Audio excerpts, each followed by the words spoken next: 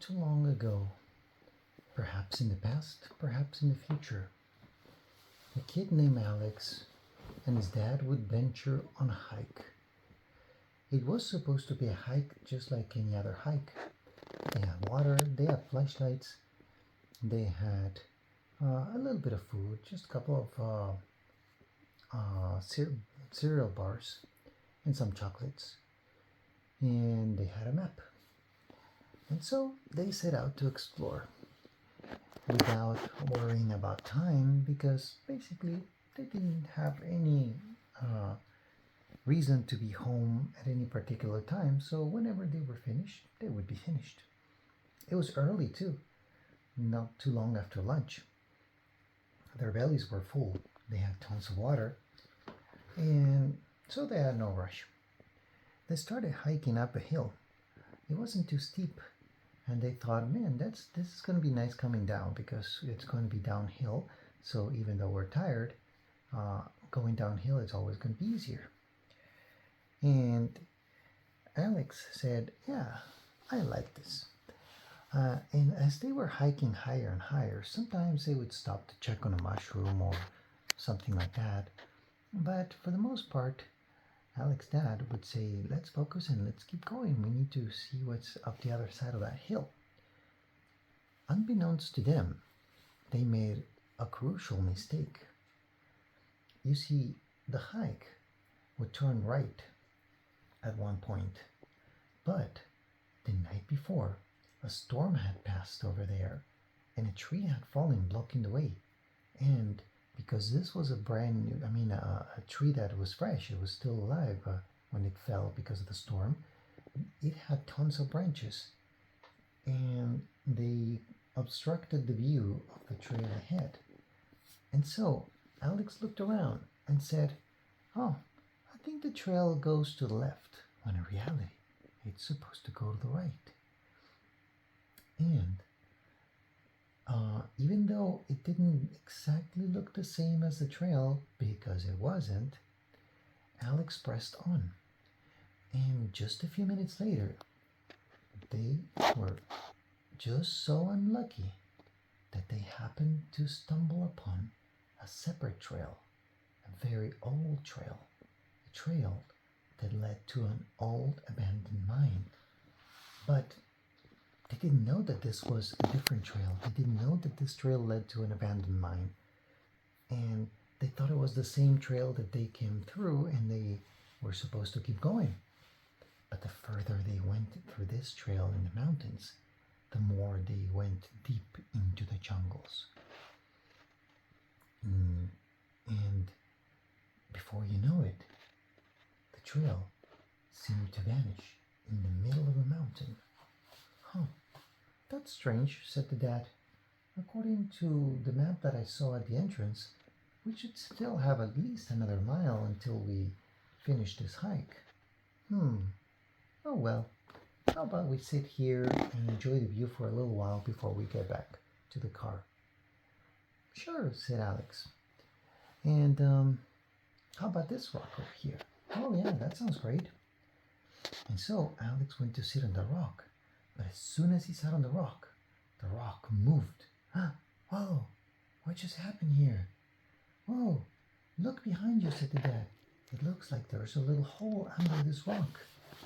Yes, that's true. Did you bring the shovel? Said the dad. Of course I brought the shovel, Dad, said Alex.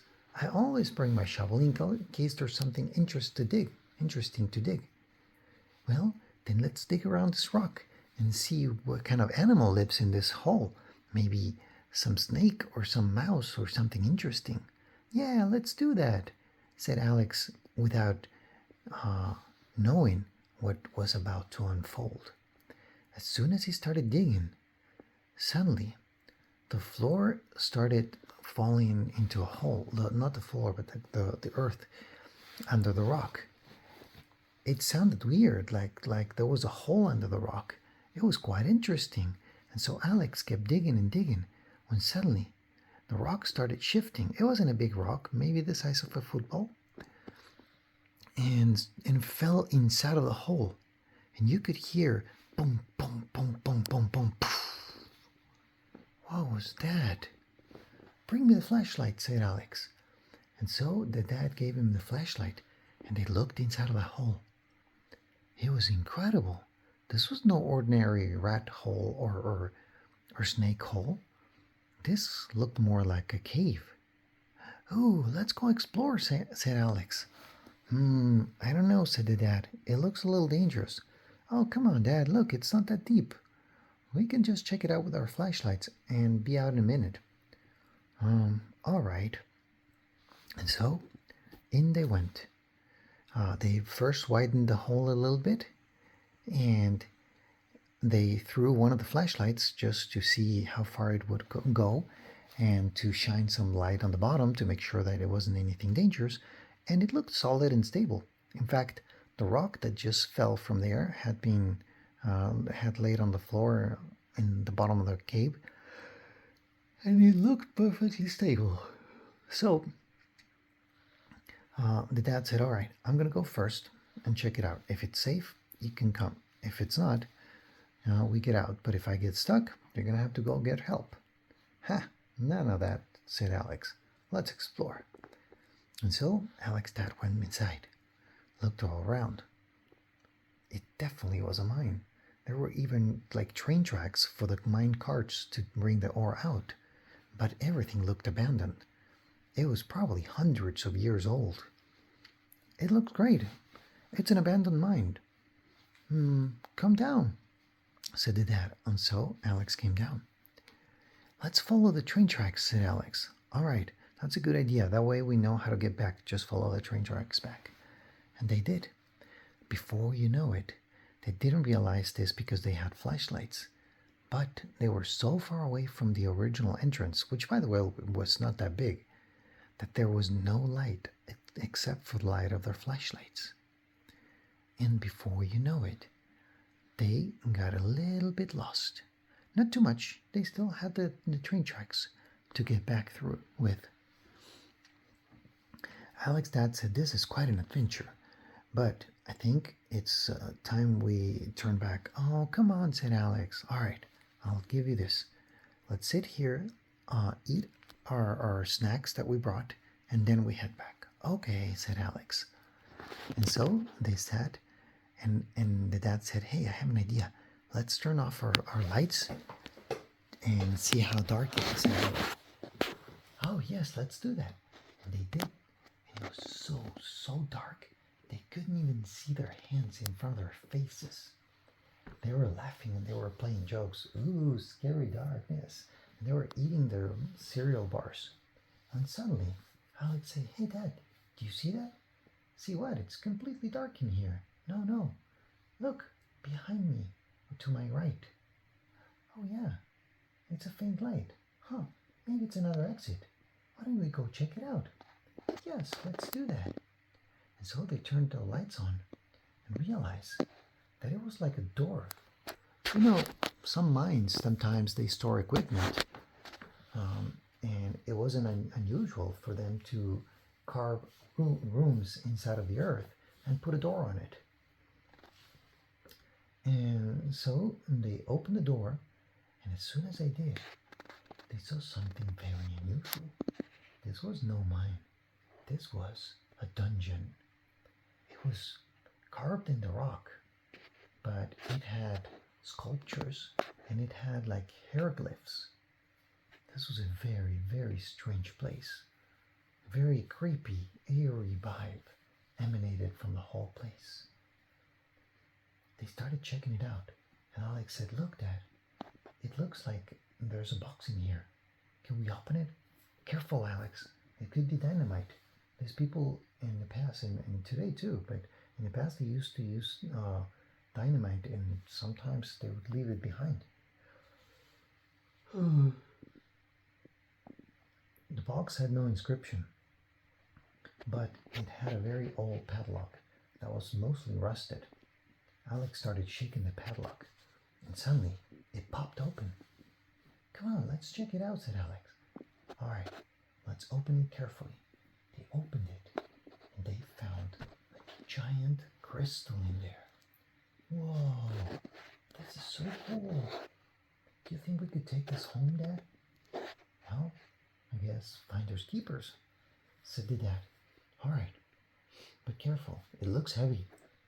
And as Alex started picking the crystal up, suddenly he realized that the crystal was connected to a mechanism. The, the moment he picked up the crystal, he heard a loud popping noise. Puff! What was that? Said the dad. I don't know, but I don't like the sound of this, said Alex. And then they started hearing like a rumble of water. What is this? I can hear water. Yeah, what's going on? Suddenly they started seeing that there was water starting to creep up. At first, it reached barely the soles of their feet, but within just a few seconds, it was up to their ankles. Quickly, Alex, we have to run. This cave is flooding, the dad said. But Dad, the crystal, leave it behind. It was a trap. And so they started running towards the exit. The dad took a wrong turn. It's not that way, said Alex. It's this way. Follow me. Oh, yes, you're right, said the dad. You're an amazing guide. There's no time for this, said Alex, as the water was already up to their knees, and they couldn't see any light on because they were so far inside of the cave, and they could still hear the gushing sound of water. They kept running and running and running. By the time they were about halfway, the water was already up to their chests. They didn't think they were going to make it. They started basically like wading through the water and almost swimming. But luckily for them, the current was pushing them towards the exit, so it was not that hard, and they were making good progress. They barely made it to the exit, but the hole was not as big as they remembered. They could only go one at a time. So the dad pushed Alex out, and then the dad couldn't get out because Alex didn't have the strength to pull his dad out of the cave. He was too heavy, and he was so scared. They thought the dad was going to drown and die. But then something happened. The water completely flooded the cave, and so the dad floated up, and the pressure of the water pushed the dad out. And immediately after that, they started seeing water gushing out of the hole where they had just came in. Whoa, that was a close one. Uh-oh, said Alex. What is it? I think I left my backpack inside. Oh, too late. It's gone now. Yeah, I know, said Alex. All right, let's get back home. We'll have to think how we're going to tell Mom about this. She's going to freak out. Yep, she will. And that's the story of how Alex and his dad found and explored a dungeon. The end.